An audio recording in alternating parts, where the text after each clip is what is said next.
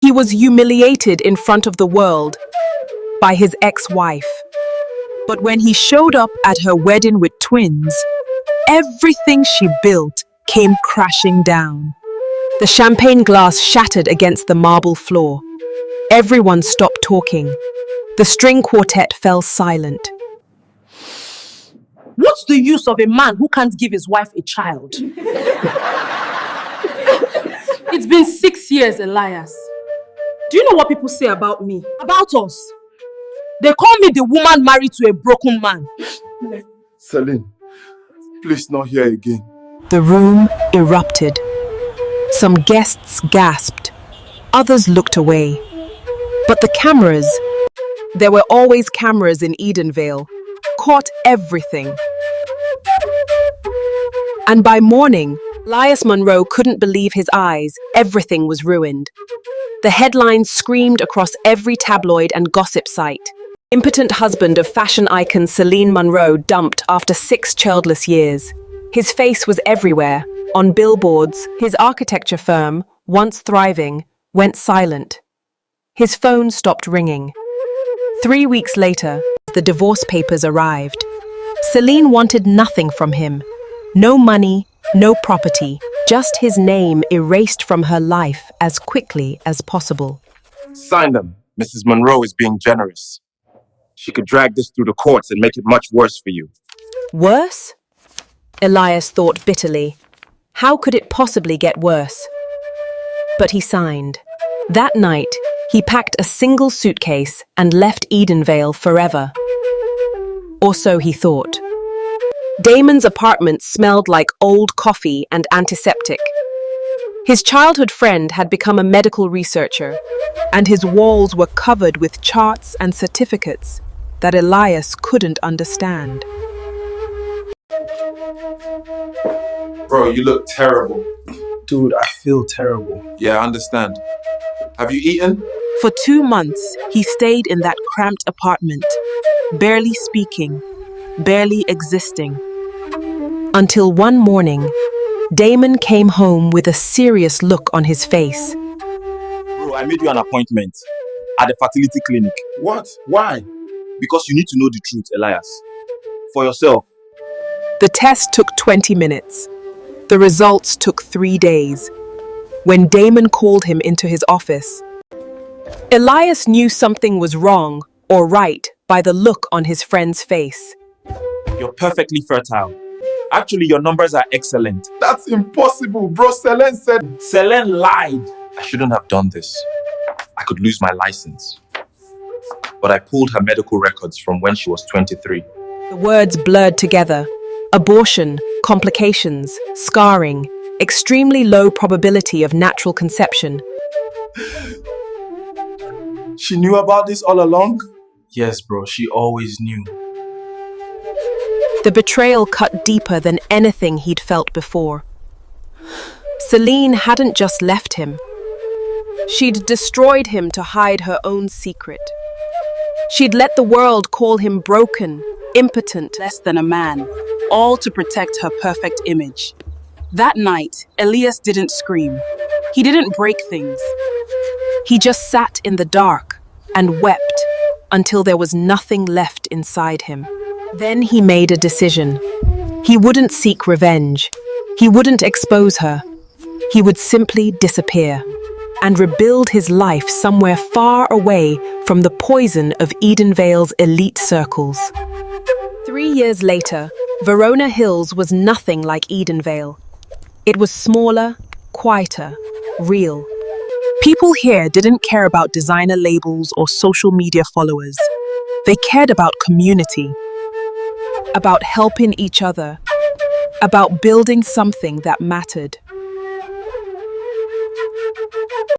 Elias taught architecture at the local university and volunteered on weekends, designing affordable housing for families in need.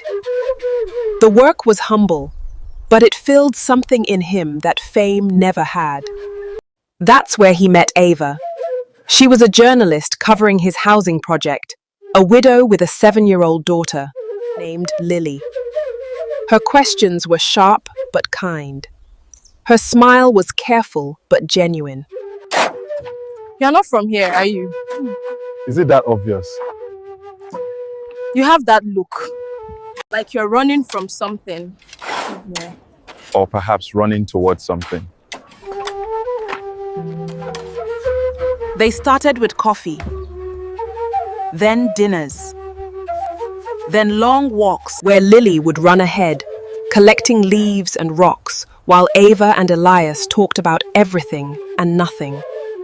Ava never pushed. She never asked about his past until he was ready to tell her. And when he finally did, when he told her everything about Celine, the humiliation, the lies. She simply took his hand. You're the bravest man I've ever met. But I ran away. No, you survived. There's a difference. over the next year, something beautiful grew between them, and Lily started calling him Uncle Eli, then just Eli. And eventually, shyly, she called him Dad. Ava's walls came down. They married in a small ceremony with 20 guests. Real friends, real love, real promises. A month after the wedding, Eliasel's work caught the attention of Global Architecture magazine. They featured him as the visionary of Verona Hills, praising his innovative designs and community-focused approach. The article went viral. Within days, his old life came flooding back.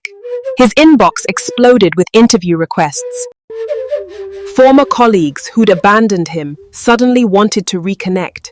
His name was trending again, but this time for the right reasons. And then came the message that made his blood run cold. Congratulations on your success. I always knew you were talented, by Celine. He deleted without responding. That chapter was closed.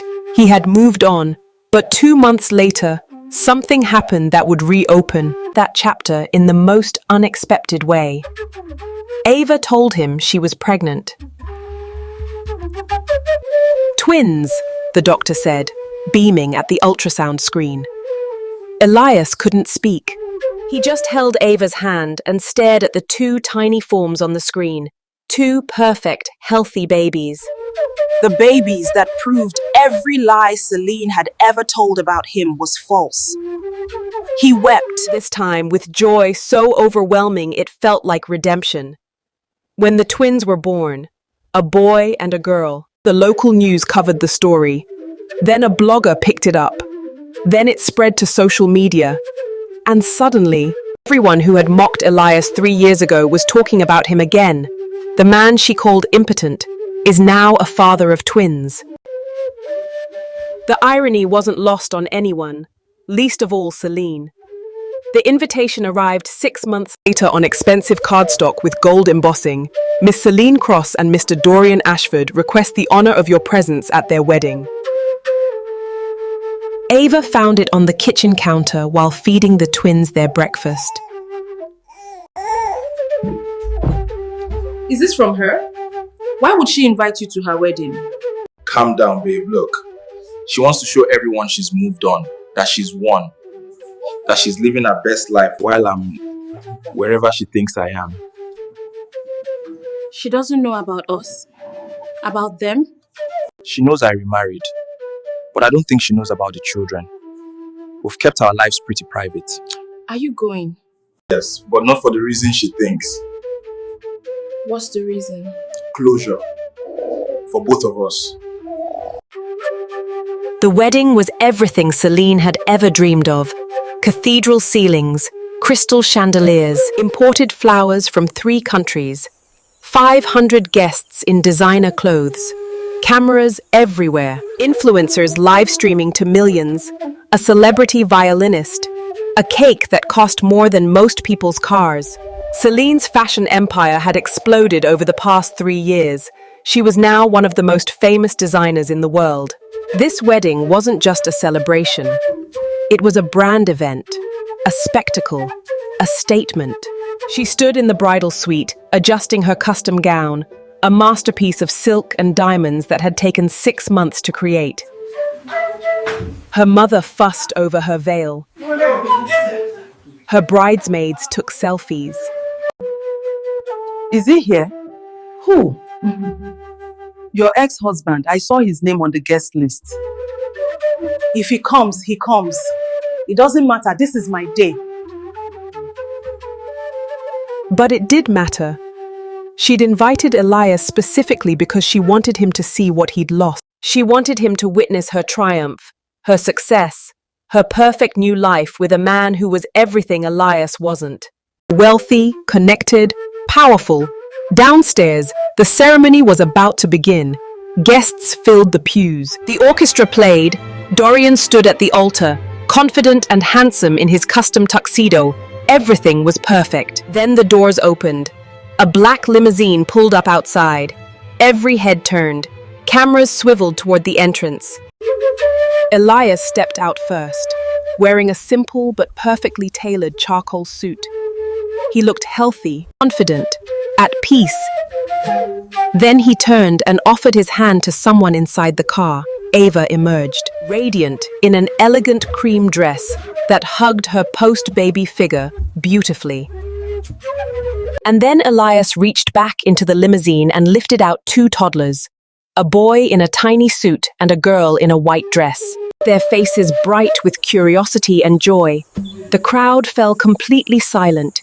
You could have heard a pin drop. In that massive cathedral, cameras swiveled, phones lifted, whispers erupted like wildfire, spreading through dry grass. Wait, that's Elias Monroe, the ex-husband. But those children! Oh my God! I thought he was impotent. Didn't she divorce him because he couldn't have kids? He's here with a woman and children, Celine. He has children. What? Twins. A boy and a girl. They look just like him. Celine fell shocked. "This can't be happening," she whispered. But it was. Downstairs, Elias walked calmly down the aisle with his family, taking a seat in the middle section. He wasn't trying to make a scene. He wasn't trying to steal attention. He simply existed, with his wife, with his children, with his truth. But his presence was everything. The ceremony started. But nobody was paying attention. All eyes kept drifting to Elias and his family. Elias held his son while his daughter played with her mother's necklace. They looked like what they were, a happy, complete family. When Celine finally walked down the aisle, she saw him immediately. Their eyes met for just a second. And in that second, everything she'd built her new life on crumbled. Because the man she'd called broken, the man she'd humiliated and destroyed, the man she'd blamed for her own inadequacy, that man was sitting in her wedding with living proof that every word she'd said about him was a lie.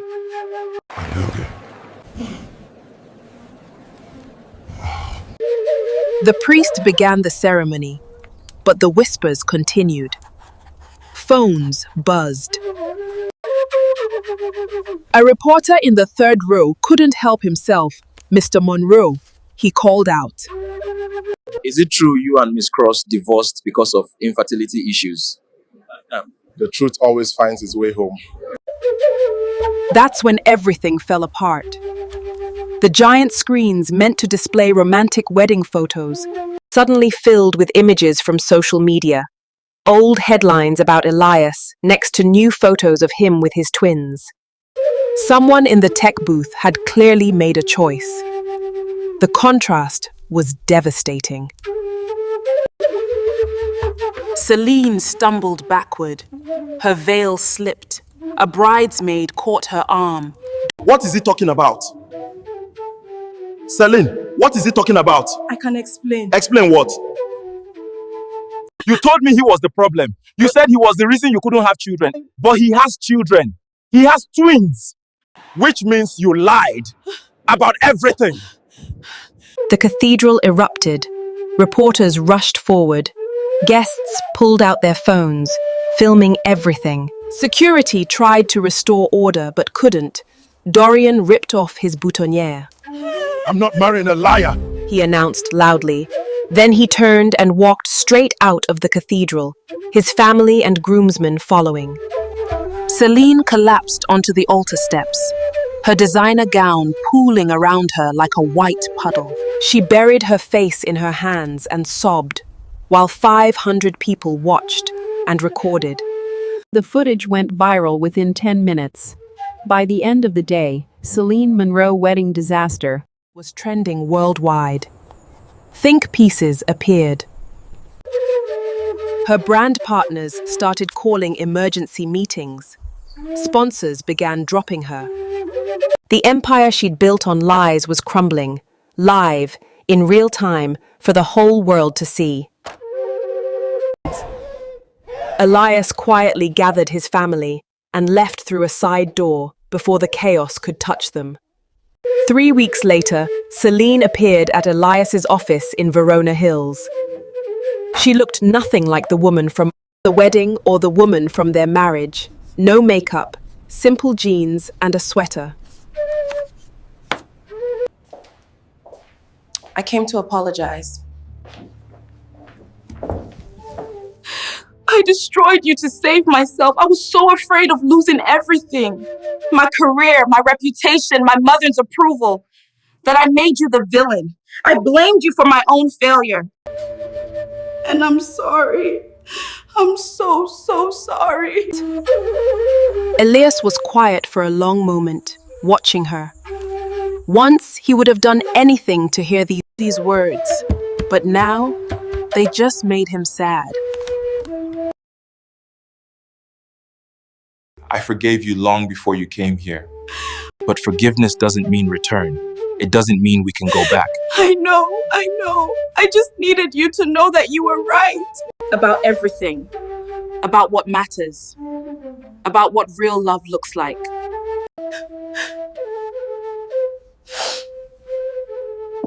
That should have been us.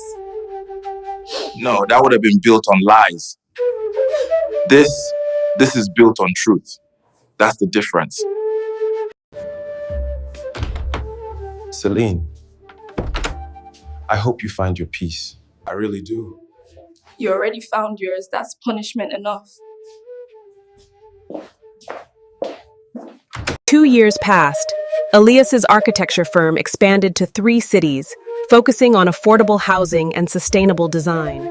Ava's investigative journalism won national awards. The twins started preschool, where they were known as the sweetest, most curious kids in their class, and life was full, messy, beautiful, and real. Celine's fashion empire collapsed completely. Her name became synonymous with scandal and deception. She disappeared from public life entirely. One autumn morning, a letter arrived at Elias's office with no return address. Inside was a single page in handwriting he recognized immediately. "You taught me that peace is louder than revenge." I pray my soul learns what yours already knows. Thank you for showing me what a real man looks like. I hope your children know how blessed they are. Celine.